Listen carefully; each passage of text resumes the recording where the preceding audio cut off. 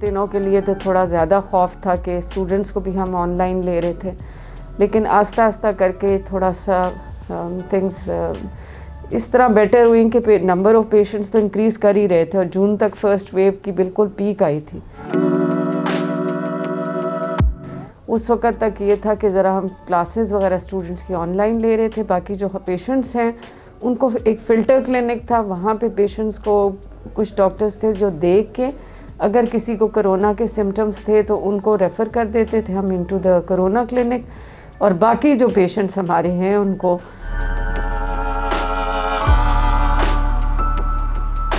हमारे जो ऑब्स्टेट्रिक्स के दो तरह के क्लिनिक्स हैं। हमारे एक कंसल्टेंट क्लिनिक है और एक जो है वो पीजीज़ देखते हैं। जब पीजीज़ को लगता है कोई पेशेंट ऐसा है जो कंसल्टेंट को देखना चाहिए, कंसल्टेंट क्लिनिक में भेज देते हैं। कोई दूर दूर नहीं है, साथ साथ ही क्लिनिक्स हैं। तो ये डॉक्टर्स की ड्यूटीज़ आपको पता कभी भी नहीं ख़त्म होती, ना ऑब्स्टेट्रिक्स गायनेकोलॉजी के मरीज़ रुकते हैं ना कम होते हैं। हम उनको ये तो कह नहीं सकते कि डिलीवरी आज ना आए, 2 दिन बाद हो जाएगी या 4 दिन बाद, इमरजेंसी चलती रहेगी।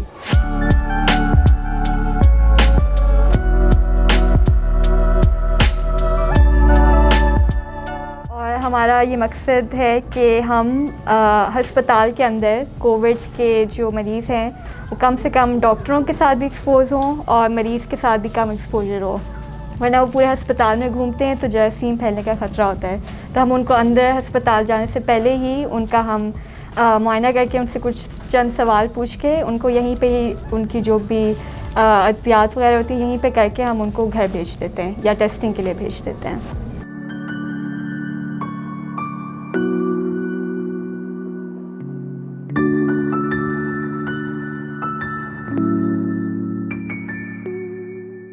कोविड पेशेंट की तो कोविड पेशेंट डेफिनेटली पूरे इस्लामाबाद में कोविड तो बहुत बुरे तरीके से फैला हुआ, every hospital is full.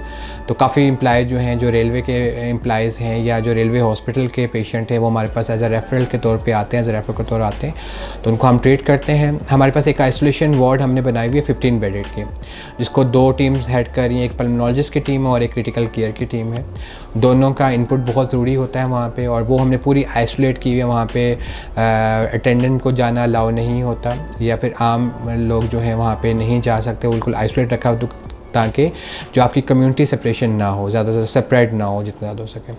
Patient को वहाँ पे एडमिट करते हैं। एडमिट करने के बाद जितनी भी फैसिलिटीज़ हैं वो हमने एक ही फ्लोर पे रखी हुई हैं। वहाँ पे हमने क्रिटिकल केयर भी रखा हुआ है अपना, नॉर्मल हमने जनरल वार्ड्स भी रखी हुई हैं, हमारी laboratory, pharmacy, everything is up the stairs in isolation ward, ताकि लोगों को बाहर आना जाना कम हो जाए।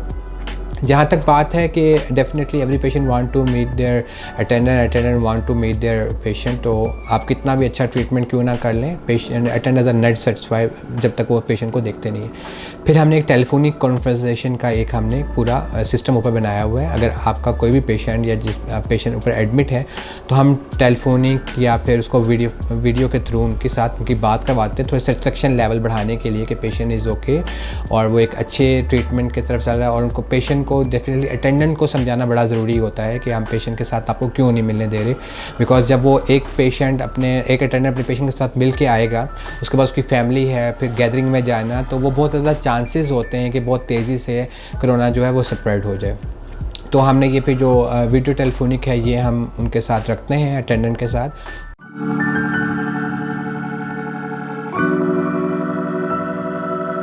और वीडियो के थ्रू उनकी बात करवाते हैं। बाकी हम उनको डाइट प्लान बड़ा अच्छा यहाँ पे देते हैं, उसका जितनी भी हाई प्रोटीन जो डाइट होती है वो हम उनको देते हैं। वो हमारी सारी इन हाउस ही सारी हमारी अरेंजमेंट होती हैं और वो उस लिहाज से होता है। पेशेंट के साथ काउंसलिंग के 2 सेशंस होते हैं हमारे, इनफैक्ट 3 सेशंस होते हैं। एक सेशन हमारी जो साइकोलॉजिस्ट हैं वो पहले पेशेंट के साथ मिलती हैं, फिर अटेंडेंट के साथ आके मिलके उनकी काउंसलिंग करती हैं टू मेक देम मोटिवेट कि वो अपने पेशेंट से कहें कि दे शुड स्टे देयर जब तक वो ठीक नहीं होती और वो बिल्कुल ठीक हैं, they are in the safe hand.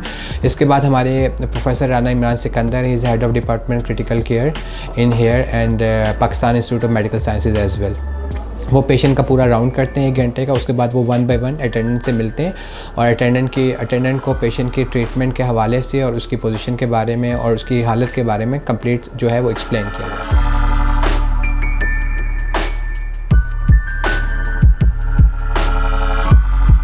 मैं आर्थो का पेशेंट हूँ और मैं रैली कैरी फैक्ट्री का एम्प्लॉय हूँ तो मेरी टांग फ्रैक्चर है, तकरीबन मुझे 18-20 दिन हो गए यहाँ पे। तो अल्हम्दुलिल्लाह कोई किसी किस्म की कोई परेशानी नहीं और बेहतरीन इलाज हो रहा है।